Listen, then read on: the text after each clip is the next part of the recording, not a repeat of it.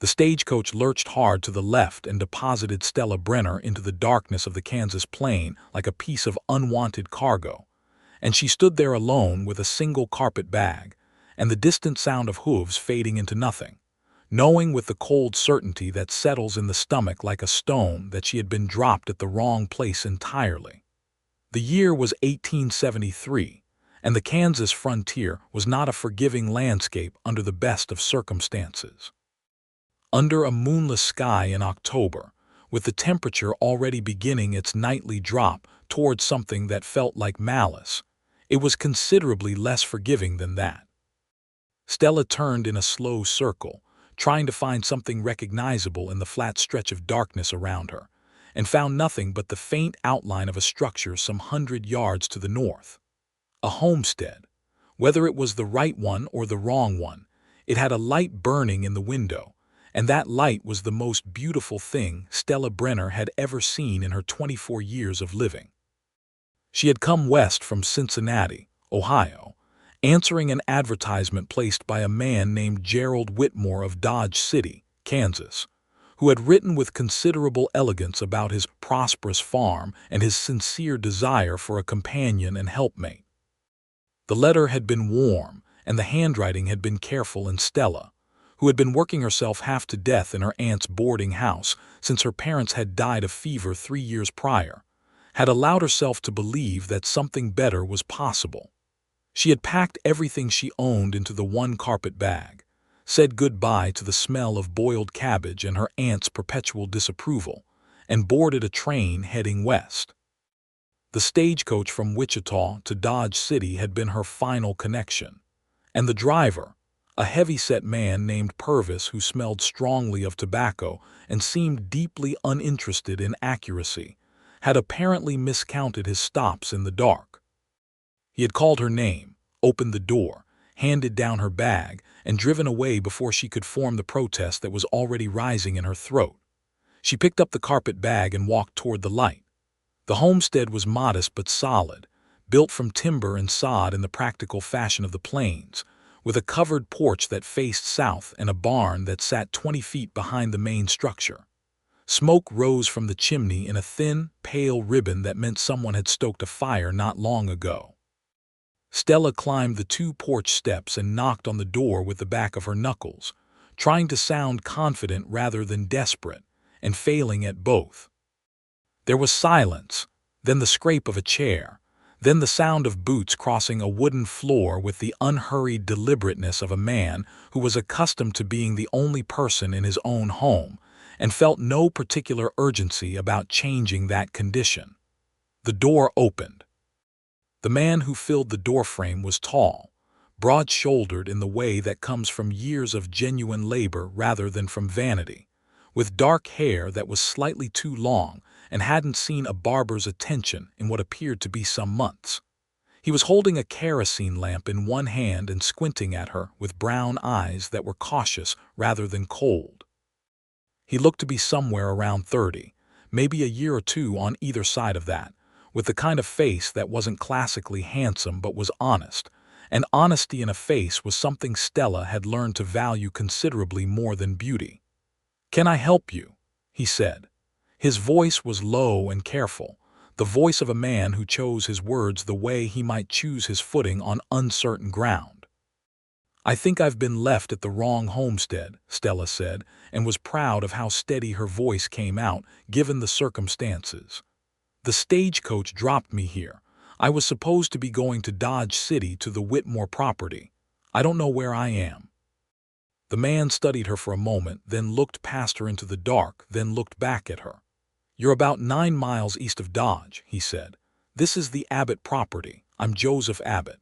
"Stella Brenner," she said automatically, and then added with the particular dignity of someone who is cold and frightened and determined not to show either, "I understand this is an imposition. If you could tell me the direction of the nearest town, I'll be on my way." Joseph Abbott looked at the darkness behind her, then at the carpet bag in her hand, then at her face, where despite her best efforts a slight tremor had begun to work its way into her jaw from the cold. "The nearest town is Meade," he said, and it's 4 miles. The direction is southwest." He paused. "And you're not going to walk it tonight." "I'm perfectly capable of—" "I'm not saying you're not capable," he said, with a patience that was not condescending so much as simply matter of fact. "I'm saying it's October and it's 40 degrees and there are coyotes and worse between here and Mead, and I wouldn't send a man out in those conditions, let alone a woman alone with a carpet bag." Stella looked at him. He looked at her. "You can stay," he said. "It's not a question of imposition, it's a question of common sense." He said it the way a man says something that to him requires no further elaboration, and then he stepped back from the doorway and held the lamp a little higher so the light fell across the room behind him, an invitation that was entirely practical and somehow, despite everything, also entirely warm. Stella Brenner stepped inside. The interior of the homestead was spare but not uncomfortable.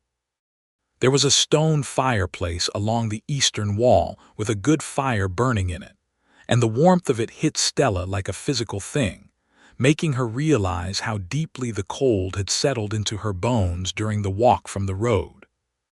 There was a table with 2 mismatched chairs, a cast iron stove in one corner, shelves with the careful organization of a man who lives alone and has learned where everything needs to be, and a door at the back that she assumed led to a sleeping room.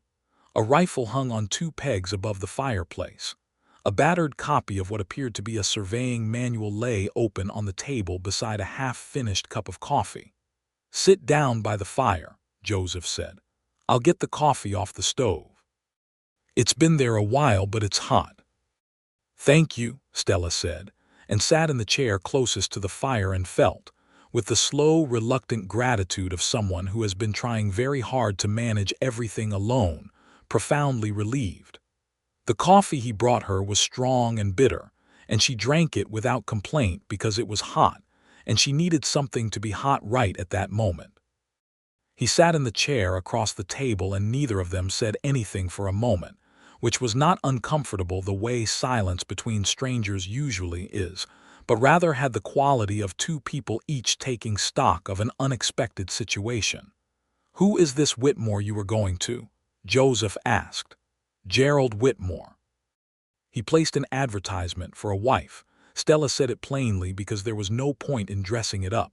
"I answered it and we corresponded for 2 months and I came west." Joseph nodded slowly. "I know of Whitmore," he said.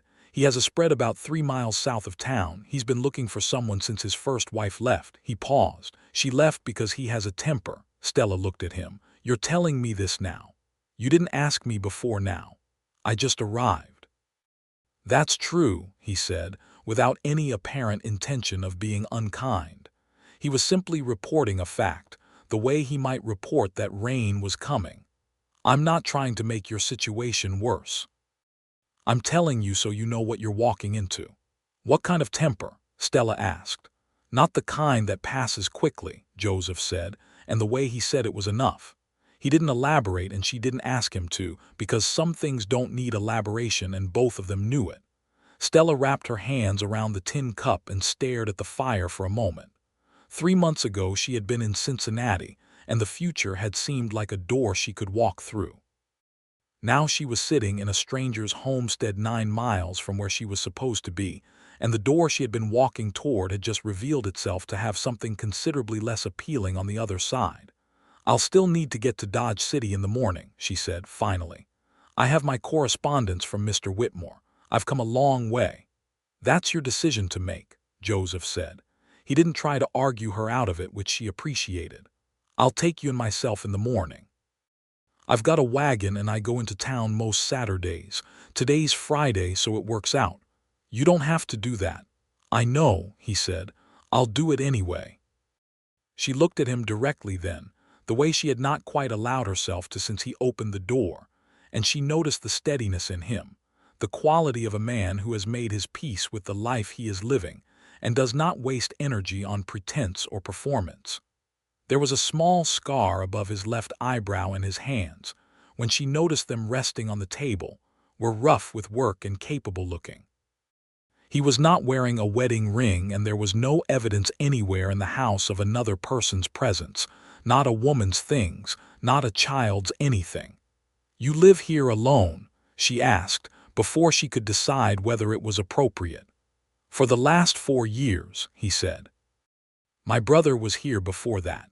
He went to Colorado when the silver was drawing people. He paused. Haven't heard from him much since. I'm sorry, Stella said. Joseph shrugged in a way that was not dismissive but rather accepting. It's how it goes sometimes, he said. People go where they need to go. She slept that night on the cot Joseph moved out from a storage alcove, covered with a wool blanket that smelled like cedar and clean air, while he took the sleeping room without complaint. Before she closed her eyes she lay, and listened to the wind moving across the plains and the occasional distant sound of what she thought might be coyotes, and she thought about how strange life was, that you could plan so carefully and still end up somewhere entirely different, and how sometimes the somewhere different was, against all expectation, warm. In the morning she woke to the smell of coffee and the sound of a fire being stoked, and through the small window above the cot she could see the Kansas sky doing something extraordinary with the early light, turning the flat horizon every shade of gold and amber that existed. And for just a moment, in the space between sleeping and waking, she forgot to be anxious about anything at all. Joseph was at the stove when she came through to the main room, and he had made eggs and cornbread and set a plate at the table without ceremony or comment. And this simple domestic gesture struck Stella with a force she didn't entirely expect. He had fed her without being asked, the way you feed someone whose hunger you have simply noticed and decided to address, and there was a kindness in that so unadorned and natural that it made her throat tighten slightly. You didn't have to make breakfast, she said. I was making my own anyway, he said, without turning from the stove. It's not extra trouble. They ate together at the table, and the morning light came through the window and lay across the wood in long strips, and Stella asked him about the homestead, and he told her without embellishment that he had claimed the land under the Homestead Act in 1869, and had been working it since, that he kept cattle primarily, some 20 head, and raised corn and sorghum for feed and trade, that the soil in this part of Kansas was productive if you treated it right, and that he had built every part of the structure himself over the span of 3 years. The front porch last year, he said, seemed like a luxury at the time. Now I use it every evening. What do you do on the porch in the evenings? She asked, and it was a natural question, the kind you ask when you are genuinely curious about a person's life. Sit, he said. Think, watch the dark come in. He paused. Read if there's enough light. What do you read? He tilted his head slightly, like the question had caught him somewhere he hadn't expected. Whatever I can get hold of, surveying manuals, a Bible my mother left me. I ordered a book on astronomy from a catalog last spring. That one's been interesting. Stella set down her fork. Astronomy. Stars, he said, with the faint ghost of something that might have been humor at the corner of his mouth. I know what they are. It's the knowing them better that I wanted. She looked at him across the table and thought that Gerald Whitmore, with his elegant letters about his prosperous farm, had probably never read a book on astronomy in his life, and probably had no interest in the stars beyond whether they were bright enough to work by. She pushed the thought away and finished her eggs. He hitched the wagon at 9 o'clock, and they started the 9-mile drive toward Dodge City on a road that was little more than 2 ruts pressed into the earth by repeated use. The morning had turned clear and crisp, and the sky was the deep Pacific blue that October produced on the Kansas plains, and the land stretched away in every direction with the particular brand of enormous flatness that was either oppressive or magnificent depending entirely on your disposition. Stella sat beside Joseph on the wagon bench with her carpet bag at her feet and her correspondence from Gerald Whitmore in the inside pocket of her coat, and she watched the land and tried to decide how she felt about all of it. After they had driven perhaps 2 miles in comfortable silence, she said, "Have you ever been married, Mr. Abbott?" "No," he said. He kept his eyes on the road. "Call Joseph, please. Mr. Abbott was my father." "Joseph," she said. "Why not, if you don't mind my asking?" "Haven't found the right person," he said. He said it the way he said most things, simply and without drama. I'd rather be alone than with the wrong one. That's a reasonable philosophy. What's your story? He asked. Before Cincinnati and the advertisement. So she told him because he had asked honestly and she felt no inclination to be evasive.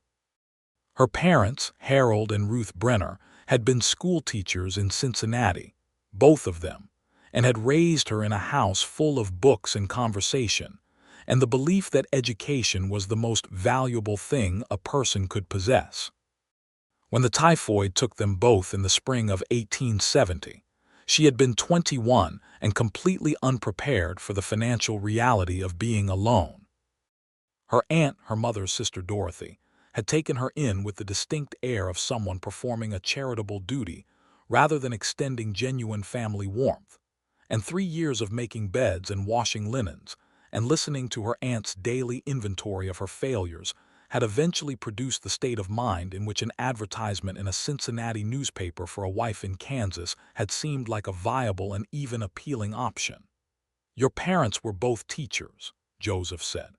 "Yes. So you know how to read and figure." "Considerably better than most people," she said, without false modesty. "My father believed girls needed the same education as boys. My mother agreed with him." She paused. "They were considered somewhat eccentric in their views." "They sound like sensible people," Joseph said.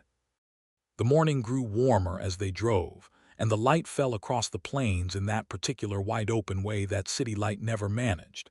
And Stella felt something happening to her chest that she didn't examine too closely.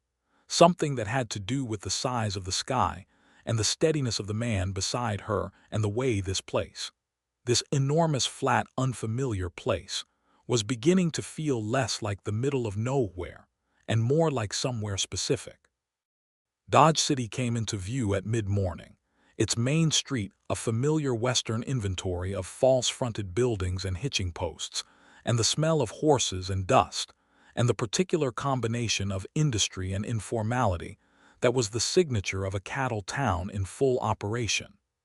1873 was a busy year on the cattle trail, and Dodge City was in its energetic and somewhat chaotic prime. Men moved along the boardwalks with the purposeful stride of people who had things to do and places to be, and 2 cowboys came past on horseback going faster than the street probably required, and somewhere down toward the south end of town there was the distant sound of an argument being conducted at considerable volume. Joseph drove straight to the general store, which doubled as the town's informal information hub, and helped Stella down from the wagon with a steadying hand that lasted no longer than necessary, which somehow made it feel more courteous rather than less. "I need to pick up feed and a few supplies," he said. "That'll take me about an hour. Do you want me to wait?" "In case you need a ride back to the..." He stopped. "In case the situation with Whitmore isn't what you expected." She looked at him. He looked back at her with the steady brown eyes that didn't push or pull but simply waited. "An hour," she said. "An hour," he confirmed and went into the store. Stella asked at the general store for the direction to the Whitmore property, and was given it by the storekeeper's wife, a short, efficient woman named Mrs. Tully, who gave the directions with the air of someone who had additional information she was choosing not to offer unsolicited. Stella thanked her and walked the 3 blocks to the southern edge of town where a lane led off toward a farmstead that was, as Gerald Whitmore's letters had promised, prosperous in its appearance. There were several outbuildings in good repair, a substantial barn, and a main house that was larger than she had expected. Gerald Whitmore was on the porch when she came up the lane. He was a large man, heavyset and red-faced in a way that was not merely from the sun, with small eyes that took her in from top to bottom in a way that was appraising in the manner of someone assessing livestock, rather than meeting a person. He was perhaps 45, maybe older, with a graying mustache and the set of a man who was accustomed to the world accommodating itself to his preferences. "Miss Brenner," he said, "it was not a question. You're late. You were supposed to arrive last night." "The stagecoach left me at the wrong stop," she said. "I apologize for the inconvenience." He looked at her for a moment more, then said, "Well, you're here now." He opened the door. "Come in and I'll show you the property." She went in. The house was neat enough, cared for in the functional way of a man who requires order without warmth, and Gerald Whitmore walked her through the rooms the way a person walks someone through a business transaction, noting what needed doing and what his expectations were. And Stella listened and noticed that he used the word expectations several times in the first 5 minutes, and that the word please did not appear at all. He showed her the kitchen and said he expected meals at 6 in the morning, noon, and 7 in the evening, and that he didn't care for waste. He showed her the main room and said the cleaning needed to be thorough and regular. He showed her the second room and said that she would need the minister to come from town first, obviously, but that he expected the matter attended to within the week. Stella stood in the doorway of the second room and thought about Joseph Abbott sitting on his porch in the evenings looking at the stars, and about his voice saying, "You can stay in the dark," with the lamp held up and the warmth from the fire reaching her even at the door, and something settled in her with the finality of a lock turning. "Mr. Whitmore," she said. He was already moving back toward the main room. "I don't think this is going to work," she said. He stopped, turned. The small eyes looked at her with an expression that went through surprise quickly and into something less pleasant. "I beg your pardon," he said. "I've come a long way and I understand that's an inconvenience," she said, keeping her voice level with the effort of someone who has been keeping her voice level in unpleasant situations for 3 years and has gotten rather good at it. "But I don't believe we are suited to each other. I'm sorry for the trouble." His face had gone a shade darker than its natural red, and his voice, when it came, had an edge to it that confirmed everything Joseph had said in the careful, neutral way he had said it. "You came all the way from Ohio," he said. "We had an agreement. You can't just walk in here and we had a correspondence," Stella said. "That's different from an agreement. I haven't signed anything and I haven't married you, and I have the legal right to make my own choice about who I do or do not marry." She held his gaze. "I wish you well, Mr. Whitmore." She walked back down the lane with her heart beating considerably faster than she would have liked, but her spine straight and her step steady, and she did not look back. Joseph Abbott was loading the last of his feed sacks into the back of the wagon when she came down the main street, and he looked up and saw her face and knew immediately, with the particular perceptiveness of someone who pays close attention to everything, that something had changed. "That was less than an hour," he said. "Yes," she said. He waited. "He wasn't what his letters suggested," she said. "I declined the arrangement." Joseph looked at her for a long moment. He wasn't smiling, but there was something in his face that was not quite neutral either, something she couldn't fully name, but that felt like warmth running beneath the surface of a still thing. "All right," he said. "Are you hungry? There's a decent place down the block that does a good midday meal." She laughed, and the laugh surprised her because it came out full and genuine, not the polite, controlled version she had been deploying for the last several years. "Yes," she said, "I am." They ate together at a small table in a dining room that smelled like roasting meat and fresh bread, and they talked for an hour and a half with the ease of two people who are discovering, with the particular pleasure of unexpected things, that they have a great deal to say to each other. Joseph told her about the surveying work he did in the off-seasons, helping to map plots for the land office, which explained the manual on his table. She told him about the books her father had kept, and the ones she had memorized in pieces because she had loved them so much she wanted them inside her, not just on a shelf. "What books?" he asked. She listed them without self-consciousness. Dickens and Thoreau, and a translated collection of classical poetry her father had obtained from a bookseller in New York, and a particular novel about the sea that she had read so many times the spine had given out entirely. Joseph listened with his full attention, which was a thing she noticed because it was a thing so many people failed to do, and when she finished he said, "I've got a fair amount of room on those shelves. They're embarrassingly empty." She looked at him across the table and felt something warm move through her like weather. "Joseph," she said carefully, "last night you said I could stay. You said it like you meant it." "I did mean it," he said. "How long did you mean it for?" He was quiet for a moment, looking at the table, and when he looked up there was something in his face that was uncomplicated and true. "Longer than one night," he said. "If you wanted." She held his gaze. Outside on the street, Dodge City went about its loud and energetic business, horses and voices and the percussion of the cattle town operating at full stride. Inside the small dining room it was quiet. "I don't have anywhere else to be," she said. "That's a low bar," he said, and the ghost of humor was back at the corner of his mouth. "I mean," she said more carefully, "that I would like to accept the longer if it's offered." "It's offered," he said simply. They drove back to the Abbott homestead in the afternoon light, with the sky doing its vast western thing above them, and the land golden in the October sun. And somewhere around the 4th mile Stella allowed herself to acknowledge, with the quiet honesty she had inherited from her parents, that she had not felt this particular quality of ease and possibility in 4 years. Maybe longer. The weeks that followed had the quality of something being carefully and deliberately built, the way Joseph built things, with attention and patience, and the understanding that what you were making needed to be solid enough to last. Stella stayed in the homestead, in the alcove with the cot, and she was entirely clear-eyed about the fact that this arrangement required Joseph Abbott to display a considerable degree of trust in her character, just as it required the same from her. He was a decent man, which she had known within 20 minutes of meeting him, and he behaved accordingly.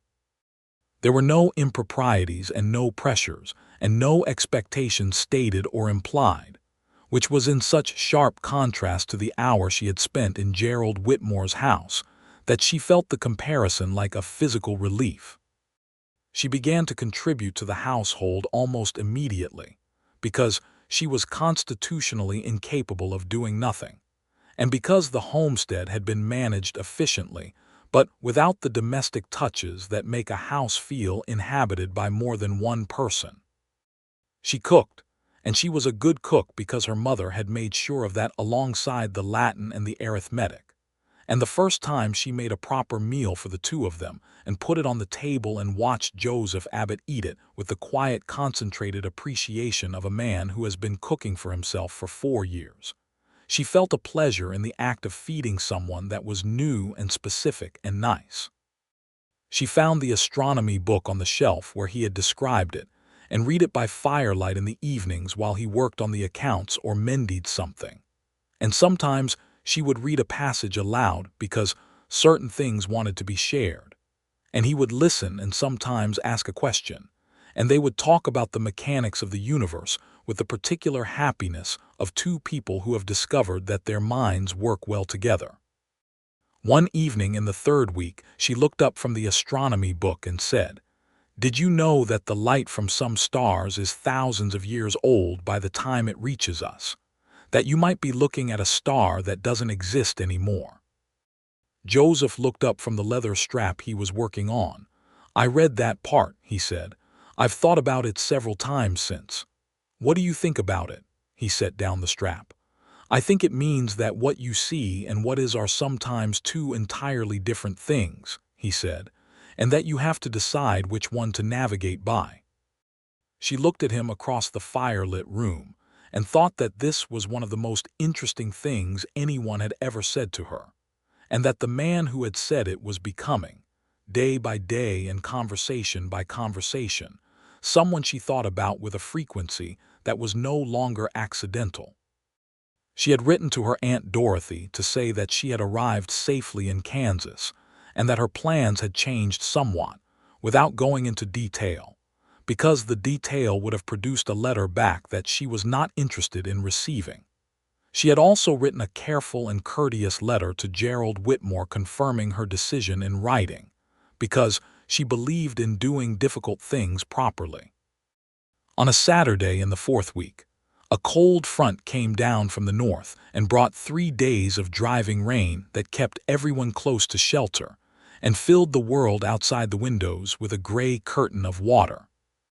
Joseph spent the first rainy day in the barn attending to the cattle and came in at midday soaked through and cold, and Stella made him a bowl of the thick vegetable soup she had been cooking since morning, and handed him a dry shirt from the stack she had organized in the back room, which made him look at her with that particular expression he sometimes had, quiet and complicated and warm, like something working its way toward the surface.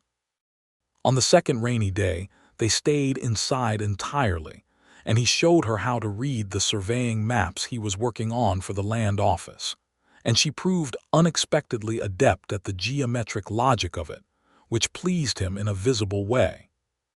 "You have a good spatial sense," he said, leaning over the map beside her, and they were close enough that she could feel the warmth of him, and the proximity was something she was very consciously not commenting on.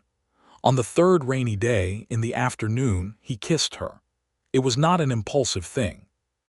It had the quality of something that had been building with such gradual inevitability that, when it finally happened, it felt less like an event, and more like a conclusion, the natural end point of a line that had been drawing itself for weeks. He was standing by the window looking out at the rain, and she came to stand beside him because the view through the rain-blurred glass was unexpectedly lovely, the drowned golden plains and the sky the color of pewter, and he turned and looked at her, and there was a moment in which the decision was entirely visible on his face, honest and unguarded and asking without words, and she turned toward it. The kiss was careful, and then it was not careful, and when they separated she had her hands on the front of his shirt and her forehead was almost touching his shoulder, and neither of them said anything for a moment. And then he said, with his voice somewhat altered from its usual register, "I should probably speak to the minister." "Yes," she said without lifting her head. Yes," she said again, and felt him exhale. "All right," he said. The minister was a man named Reverend Asa Coles, who served a small congregation that met in a building that was also used for town meetings, and on one occasion a livestock auction, which Reverend Coles bore with the philosophical pragmatism of a man who had come west to minister to the frontier, and understood that the frontier had its own methods. Joseph drove them into town on the following Saturday, a clear cold day with frost still on the ground in the morning, and they sat across from Reverend Coles in the small office behind the meeting room and explained the situation with a directness that Reverend Coles appeared to appreciate. The situation was, Stella Brenner had come west to marry and had found, after consideration, that the man she was suited for was not the man she had come to find. The man she was suited for was Joseph Abbott, who had given her shelter when she had none, and who had over the subsequent weeks become the person she thought about most and trusted most and liked most on earth. They wished to be married, and they wished to do it properly. Reverend Coles had a long gray beard and the eyes of a man who had seen a great deal of human navigation over the years, and found most of it comprehensible. He asked them several direct questions about their intentions and their characters and their faith, to which they answered honestly, and at the end he nodded and said he could perform the ceremony on the following Saturday if they wished. They said they did. On the drive back to the homestead, Stella said, "Are you certain about this?" "Entirely certain." "I've been certain since about the third morning," he said, without looking away from the road, and said it so matter-of-factly that she burst out laughing, and he smiled, the real smile she had been seeing more of lately, the one that went all the way into the brown eyes. "The third morning," she said. "You read aloud from the astronomy book that morning," he said. "About Orion. I was already in trouble." She reached over and put her hand over his where it held the reins, and he turned his hand and closed his fingers around hers, and they drove the rest of the way home like that, through the cold November air with the prairie all around them and the sky doing its enormous, endless thing above, and Stella thought she had never been more sure of anything in her life. The week before the wedding was busy in the particular way that preparations for important things are busy, with details to attend to and tasks to accomplish. And it was also suffused with a happiness that felt to Stella like something she needed to be careful with, not because she doubted it, but because she was still not quite accustomed to having it. She wrote a letter to her Aunt Dorothy explaining the full situation, including the part about Joseph Abbott, which she suspected would produce a response somewhere between bafflement and censure, and which she found she could contemplate with equanimity. She also went to the general store and spoke with Mrs. Tully, who turned out to be one of those invaluable practical women who knows everything about everyone in a 20-mile radius and dispenses information with the judicious care of someone who understands its value. Mrs. Tully provided her with the names of the most reliable people in the area, the most available services, the particular days when the mail came through, and the history of the Abbott property in a few efficient sentences that left Stella considerably better informed about the world she was entering. "Joseph Abbott is a good man," Mrs. Tully said, with the directness of someone stating a fact rather than offering an opinion. "He's had a hard few years with the drought and then the cattle prices, but he doesn't complain and he doesn't quit. The land he's got is good land. He knows what he's doing with it." "Thank you," Stella said. "That's good to know." "You're not what I expected," Mrs. Tully said, looking at her with the frank assessment of the frontier. "When I heard someone was coming from Ohio to marry Gerald Whitmore, I expected someone with less sense." Stella smiled. "I have a reasonable amount of sense," she said. "It just occasionally needs a little time to locate the right direction." Mrs. Tully made a sound that was almost a laugh and sold her 2 yards of better fabric than she'd asked for, which Stella suspected was a form of blessing. The wedding was on a Saturday in November, with a sky so clear and cold that the air seemed to ring like glass. There were a handful of people in attendance: Mrs. Tully and her husband, 2 neighboring families who had known Joseph for years, a young couple who had come up from Texas the previous spring and were farming 3 miles east, and a rancher named Pete Halloran who had worked alongside Joseph on several surveying projects and who pumped Joseph's hand afterward with a vigor that suggested genuine affection. Stella wore the dress she had brought from Cincinnati because it was the best she had, a dark blue wool with cream at the collar, and she had done her hair carefully because her mother had taught her that doing things properly mattered even when no one was watching, and this was emphatically not a time when no one was watching. Joseph wore his good shirt and the dark vest she had noticed hanging in the back room, and he had gotten his hair cut by the town barber, and when he turned and saw her come into the meeting room, he had the expression of a man confronting something that has managed to exceed even his private expectations, which was a look she filed away in the internal catalog she kept of things she wanted to remember for the rest of her life. Reverend Coles read the words that needed to be read in his careful, measured voice, and they said the words that needed to be said. And when he pronounced them, Mary Joseph held her hands in his and looked at her with the unguarded honesty that was the core of his character. And she thought that she had come west looking for a door to walk through and had somehow, through a stagecoach driver's carelessness and the darkness of an October night, found not just a door but the right room entirely. After the short celebration that followed, during which Pete Halloran produced a bottle of whiskey from somewhere and Mrs. Tully produced a cake that she had made without announcement, which seemed to be entirely in character, they drove back to the homestead in the late afternoon light. The sun was going down in the extravagant Western fashion, all copper and rose and deep gold, and Stella sat beside Joseph on the wagon bench and felt the warmth of his shoulder against hers and thought, "This is where I am supposed to be." "You're quiet," he said. "I'm thinking," she said. "About what?" She considered how to say it. "About the stagecoach driver who left me at the wrong stop," she said. "I've been trying to decide whether to be angry at him or grateful." "Grateful seems more useful," Joseph said. "That's what I decided," she said, and took his arm, and they rode the last mile home in the red and gold light with the cattle visible in the pasture and the smoke from the chimney rising straight up into the cold, clear air. And everything was, for the first time in a very long time, exactly right. The first winter of their marriage was hard in the practical way that the Kansas winter was always hard, with cold that came in through every gap in the sod and timber, and the cattle requiring constant attention, and the supply runs into town, made uncomfortable by wind that came off the plain with the particular hostile directness of something that had nothing to stop it for several hundred miles. But it was also, unexpectedly and abundantly, wonderful.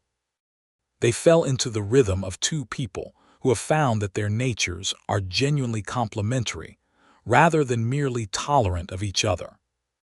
Joseph rose before dawn and went to the barn, and Stella rose not long after and had breakfast ready when he came back, and they ate together in the lamp light of the early morning and talked about the day ahead and about whatever else came to mind, because both of them were people who thought about things and needed somewhere to put those thoughts.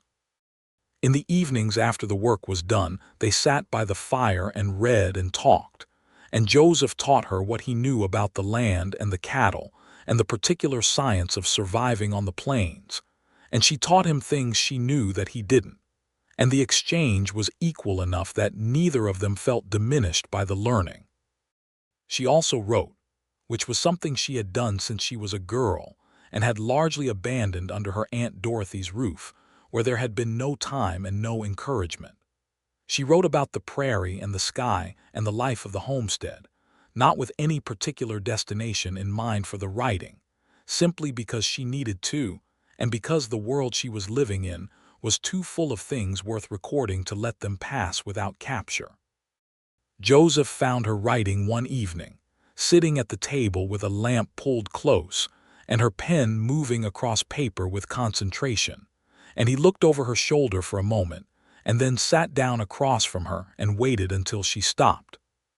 "What are you writing?" he asked. "The prairie," she said. "The way it looks in the morning when there's frost, and the sound the wind makes around the corner of the barn at night." He looked at her with that expression she had come to love, the one that was warmth and interest combined, the one that said she had surprised him pleasantly.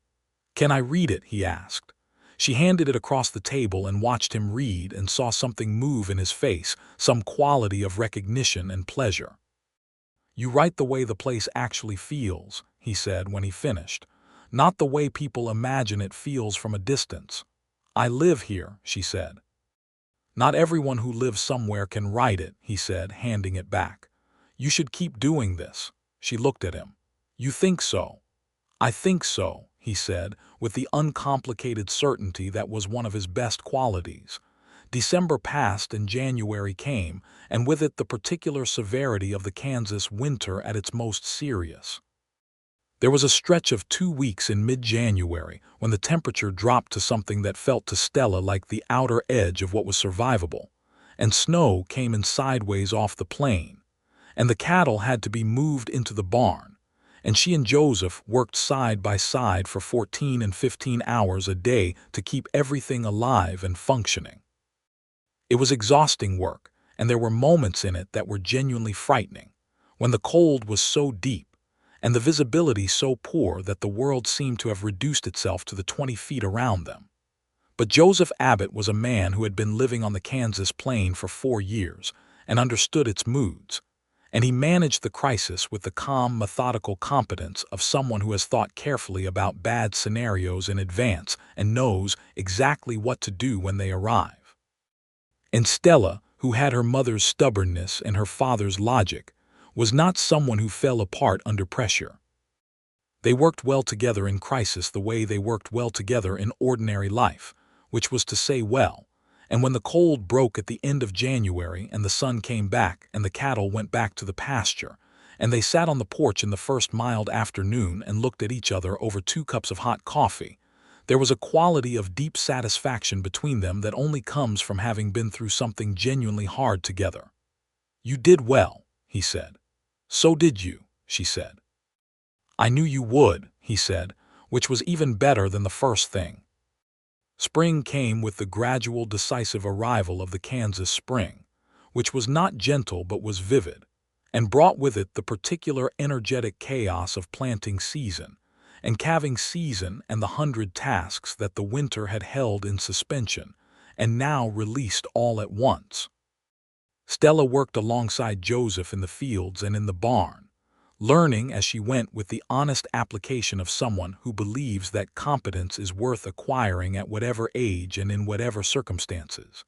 And she also developed a kitchen garden behind the homestead that Joseph helped her fence, and that she seeded with vegetables and a border of sunflowers because her mother had always grown sunflowers, and the sight of them seemed necessary.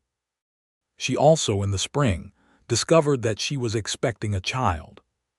She told Joseph on a Tuesday evening in April, sitting across from him at the table with her hands around her coffee cup, and she watched his face go through several things very quickly before settling on something that was purely and unmistakably joy, the kind that has no complication or performance in it, just the straight unguarded fact of it.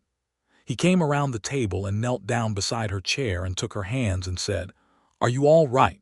How are you feeling?" "Good," she said. "A little tired in the mornings, but otherwise good. I'll take over the early chores," he said immediately. "Joseph." "I'll take over the early chores," he repeated, gently but with the tone of someone who has made a decision. "Let me." She looked at his face close to hers, the brown eyes warm and serious, and she felt love for him move through her with the specific quality it always had, the combination of steadiness and surprise, the feeling that this thing was both permanent and somehow still new. "All right," she said. He kissed her hands, both of them, which was not a gesture she had expected from him, and which made her eyes sting slightly for reasons that were entirely good.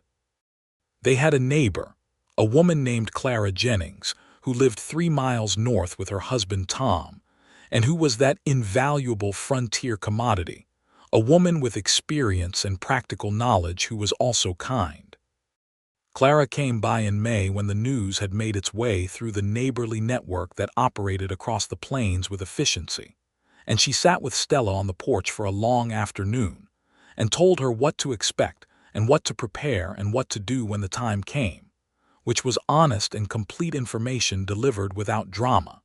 And Stella was grateful for it in the deep specific way you are grateful when someone trusts you with real knowledge instead of vague reassurance. Summer on the Kansas plain was another education. The heat was serious, and the work was serious, and the sky sometimes turned the particular green-edged yellow that meant weather was coming in a way that required immediate action. There was a storm in late June that produced hail the size of eggs and flattened a portion of the corn, which was a real loss, and required the kind of rapid recalculation that farming life always demanded. And Joseph sat at the table afterward with the account ledger and his jaw set, and worked through the numbers with the focused determination of someone who has been here before and knows how to get through it. Stella sat beside him and they worked through the numbers together, which she had been doing since February because 2 sets of eyes on a ledger are better than one, especially when one set belongs to someone with her father's numerical aptitude. They found a way through, as they always did, by cutting what could be cut and relying on what was reliable, and when Joseph closed the ledger he looked at her and said, "What would I do without you at this table?" "You'd figure it out," she said. "I'd figure it out worse," he said, which was honest and typical and made her smile. The summer also brought news, via the mail run that came through Dodge City every 2 weeks, that Stella's Aunt Dorothy had died, peacefully and in her sleep, which was better than Dorothy had probably deserved given the evidence, but which was also a fact that Stella received with a complicated mixture of sadness and relief, and the particular grief of someone mourning not just a person, but the version of a relationship that the person had never allowed to exist.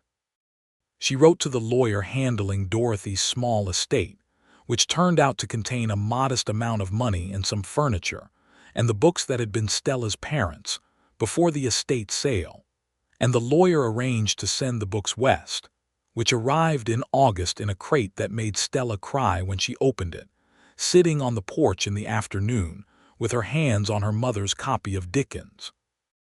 Joseph came out and sat beside her and put his arm around her and did not say anything, because he understood the difference between grief that needed words and grief that needed only presence, and he was a man who had that understanding in the useful, practical way. The empty shelves in the homestead were no longer empty after that. Their son was born in November, on a cold, clear night when the stars were very bright and the fire in the hearth was built up high, and Clara Jennings came over to help, and Joseph sat outside the bedroom door with his hands clasped together, and his jaw doing the thing it did when he was containing something too large for ordinary expression.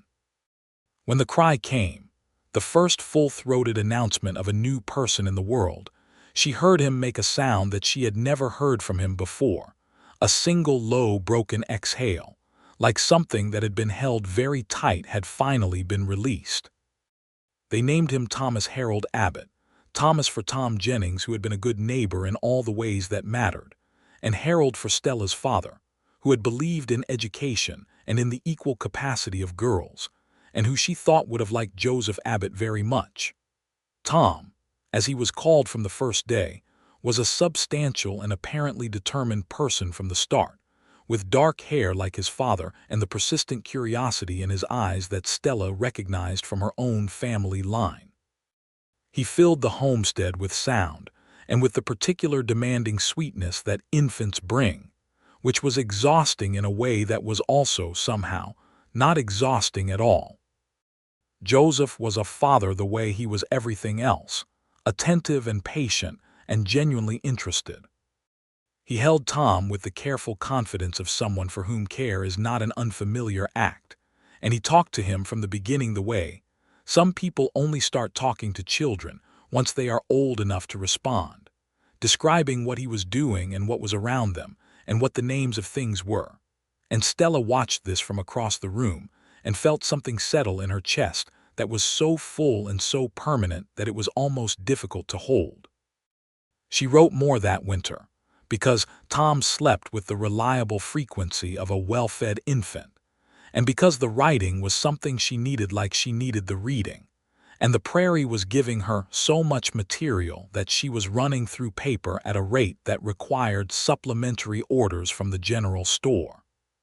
She wrote about the birth and about the winter, and about the particular quality of joy that was available on the frontier that was different from other kinds of joy, bigger in the way that the sky was bigger, with more weather in it, more extremity, but also more light. Joseph read everything she wrote always, and his responses were among the things she valued most, because he was not effusive but he was precise, and when he said something was good, he could tell you exactly why, which was more useful and more gratifying than simple praise. Spring came again, the second spring of their marriage, with Tom at 5 months old beginning to take an active interest in the world, and the garden needing to be expanded, because the previous year's success had convinced Stella to be ambitious. She added tomatoes and beans and a row of herbs, and the sunflowers she replanted along the fence, and the kitchen garden became something that people remarked on when they visited, which they did more often now because the Abbott homestead had a quality of welcome that had not been there before Stella, a warmth that extended naturally outward. The neighbors were good people in the main, and the social life of the frontier, which operated across greater distances than city life but with perhaps greater intentionality, had given Stella a community she valued.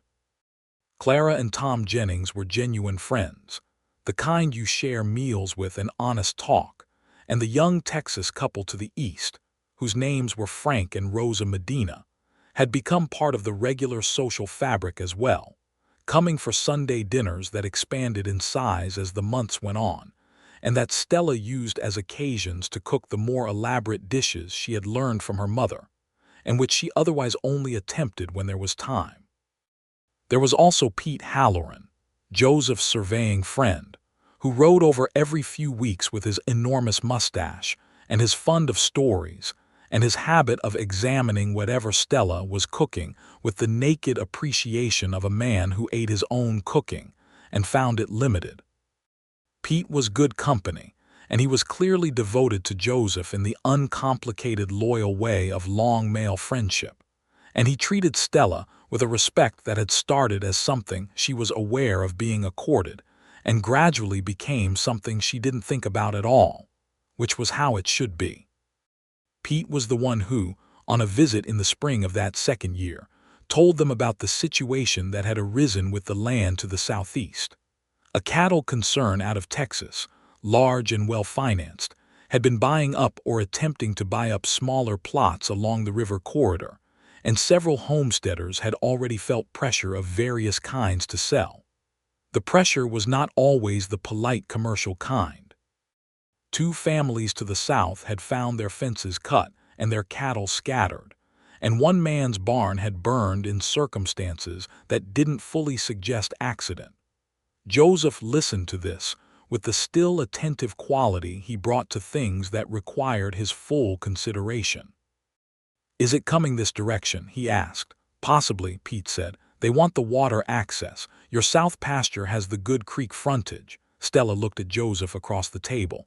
He was looking at Pete with the calculation of someone running numbers in his head, but his jaw was set. "What are the other homesteaders doing?" she asked. "Some are selling, some are holding." Pete looked at her. "Holding is harder." "Then we hold," Joseph said simply. "It might not be simple," Pete said. "Holding things rarely is," Joseph said.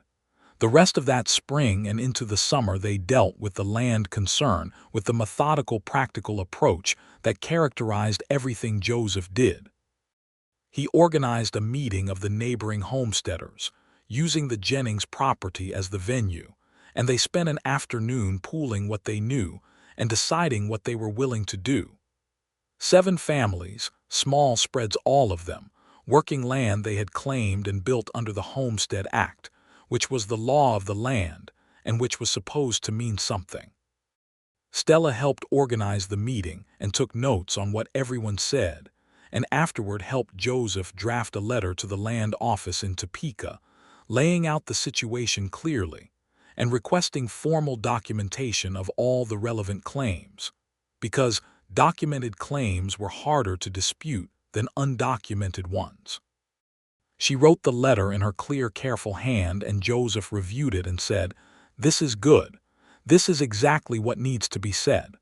"My father would have approved of using literacy as a tool," she said. "Your father sounds like a wise man," Joseph said.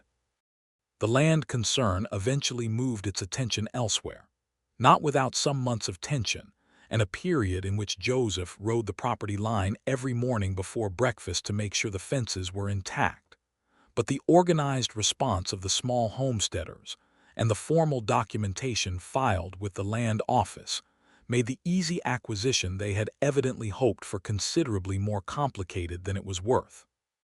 By the fall of that second year, the pressure had eased, and the south pasture with its creek frontage remained firmly Abbott property. Pete Halloran came over to celebrate with a bottle of something he deemed appropriate for the occasion, and they sat on the porch. The 4 of them plus Clara and Tom Jennings, who had ridden over when word got out.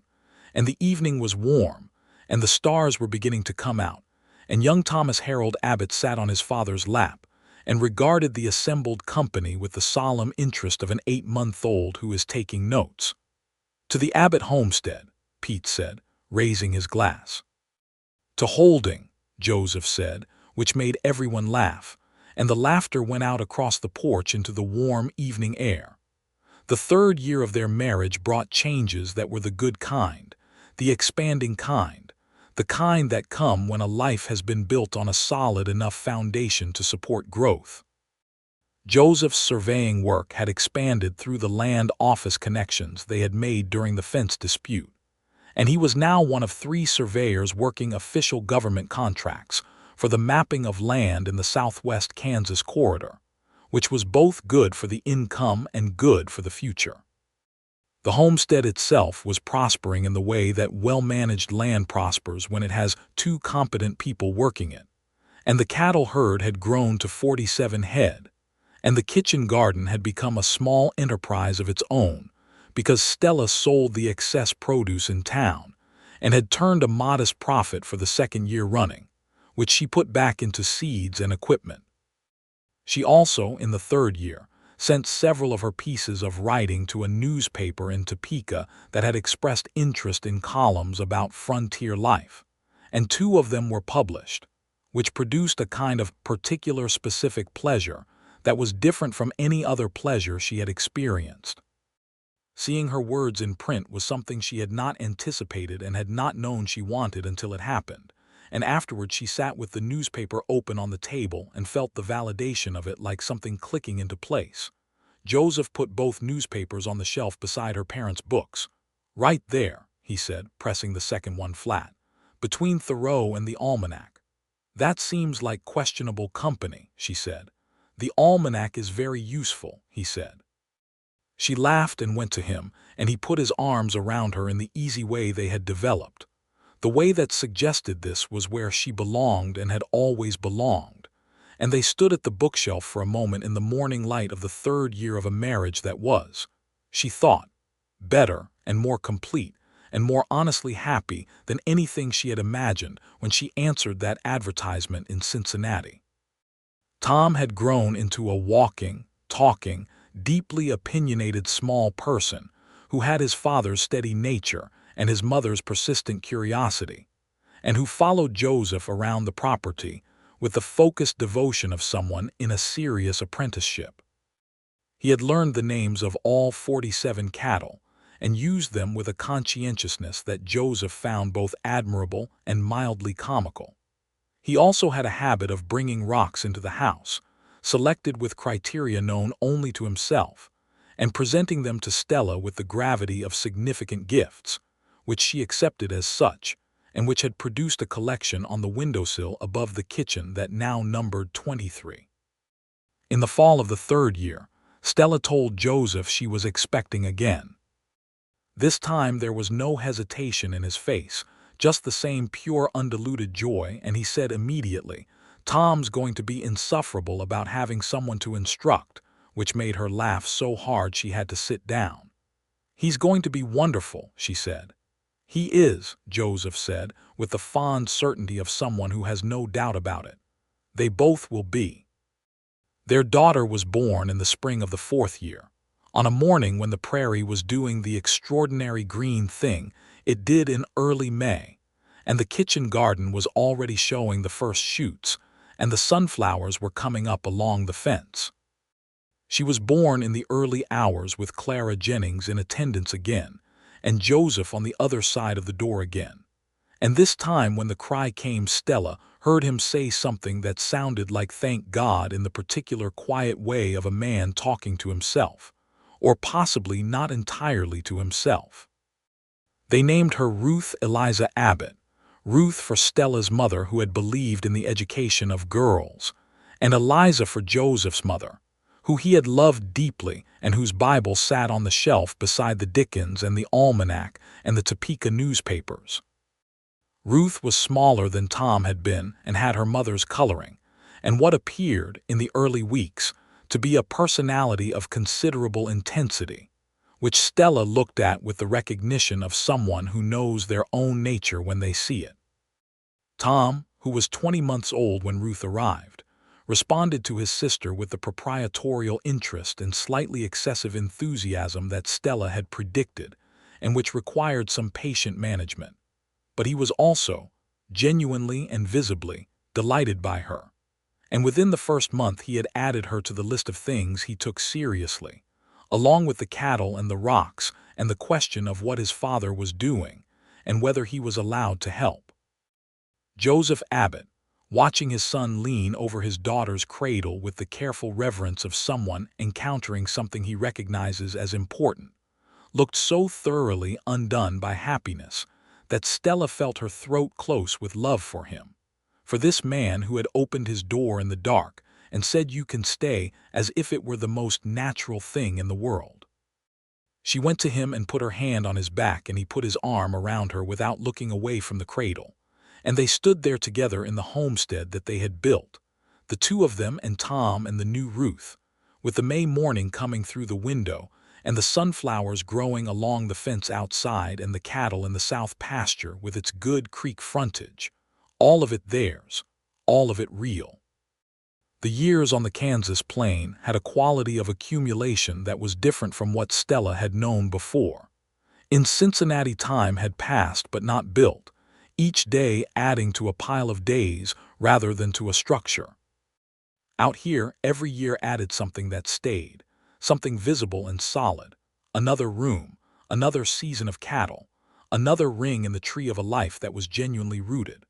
By the time Tom was 5 years old and Ruth was 3, the homestead was recognizable as what it had become through years of patient, specific work.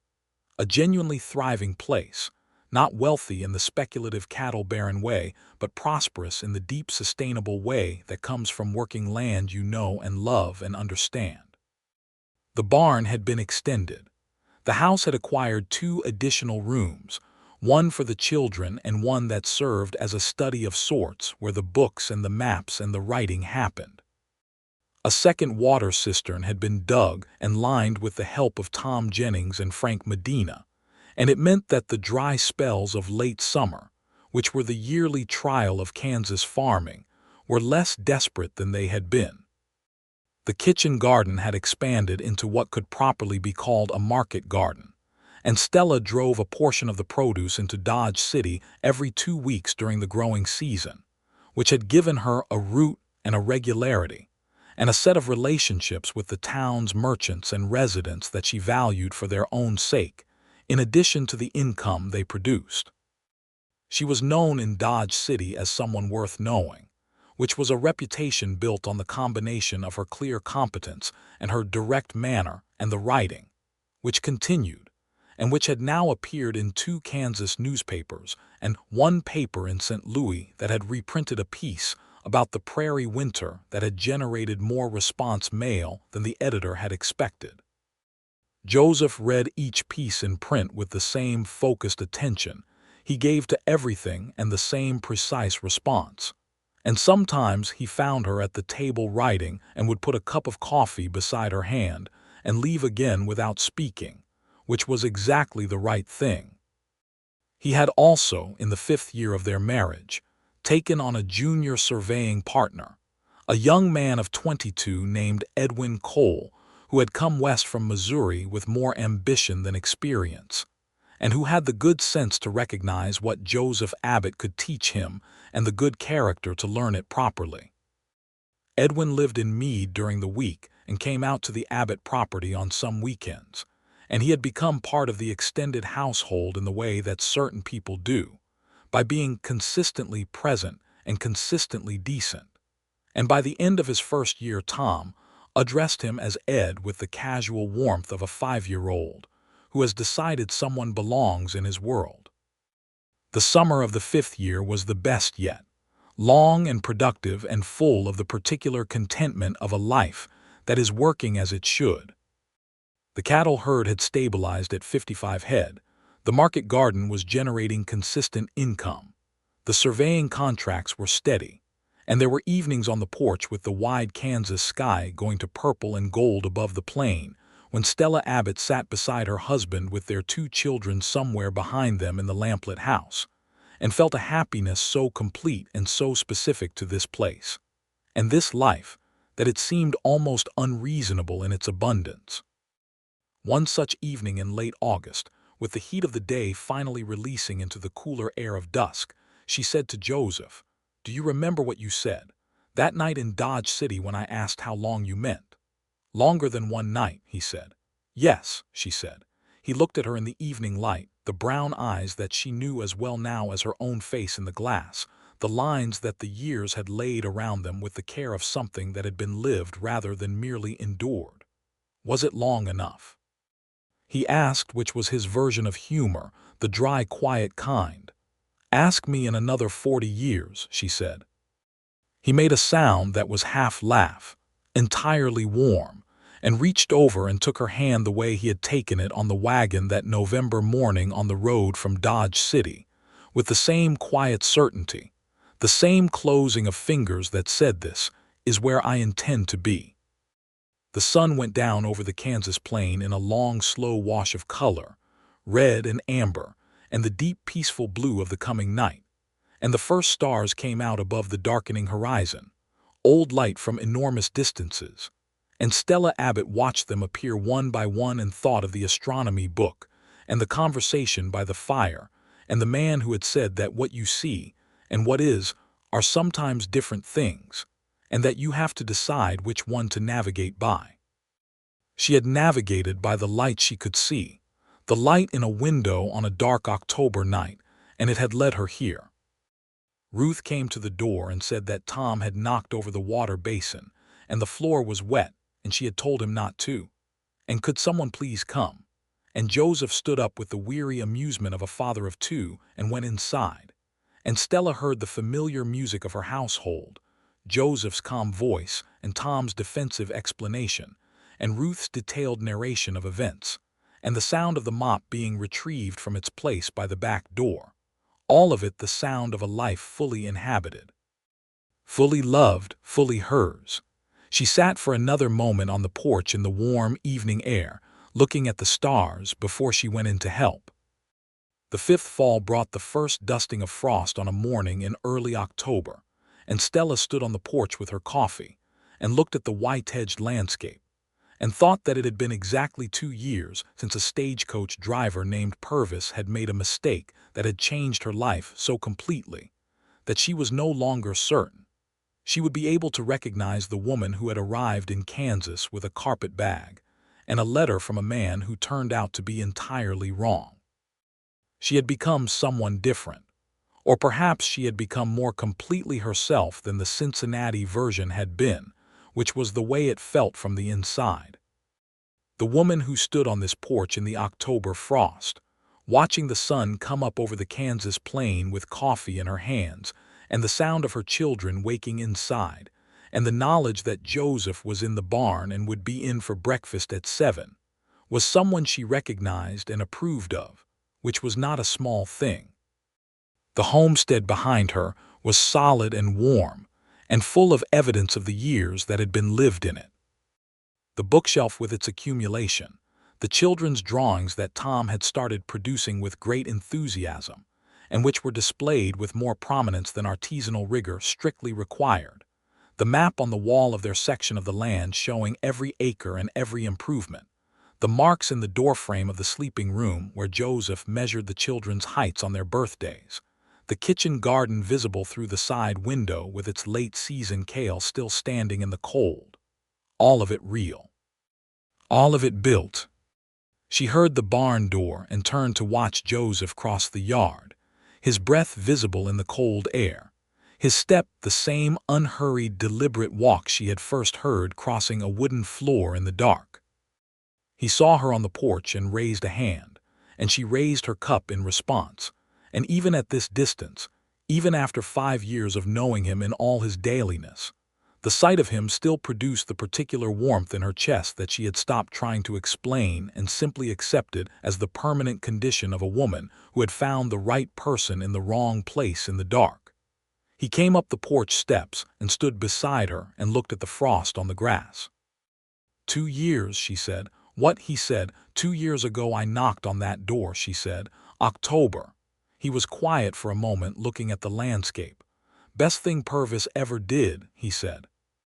She laughed, and the laugh went out into the cold October air.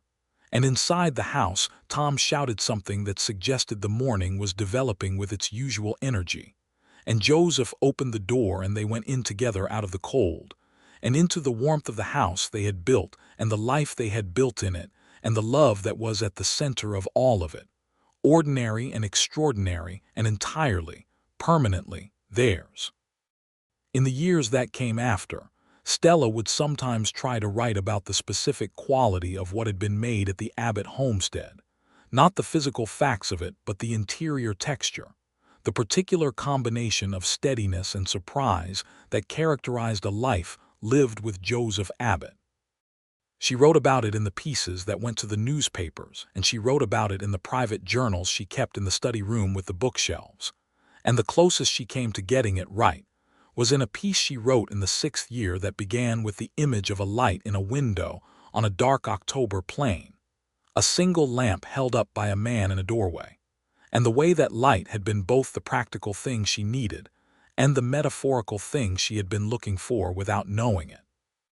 Joseph read that piece the way he read all of them, sitting at the table after the children were in bed, with the lamp pulled close and his full attention on the page, And when he finished, he looked up and his eyes had the quality that hers sometimes went to without warning, a fullness that was the visible evidence of something too large for ordinary expression. "That's the best thing you've written," he said. "You say that about several of them," she said. "That's because several of them have been the best thing," he said, "and this one is the best of those." She looked at him across the table and thought that this was the man who had stood in his doorway in the October dark and offered shelter to a stranger because it was the sensible and decent thing to do, and who had meant longer than one night in the straightforward, honest way he meant everything, and who had become the fixed point of her entire world in the way that the best and most important things become fixed. Not through force or declaration, but through the accumulation of true moments, each one adding to the last, until the structure was too solid and too real to imagine the absence of. "I love you," she said, because it needed to be said directly without the filter of metaphor. "I know," he said, and then, because he was not a man who left such things without response, "I love you, since the third morning, since Orion." She got up from her chair and went around the table to him, and he pushed his chair back, and she sat beside him, and he put his arm around her, and they sat in the lamplight of the homestead with the Kansas plain outside doing its dark and enormous and star-filled thing, and the children sleeping in the next room, and the bookshelf full, and the map on the wall, and the marks on the doorframe, and the sunflowers finished for the season but already, underground, preparing for the spring. And everything was whole and closed and right, the way a door is right when it opens onto exactly where you meant to go.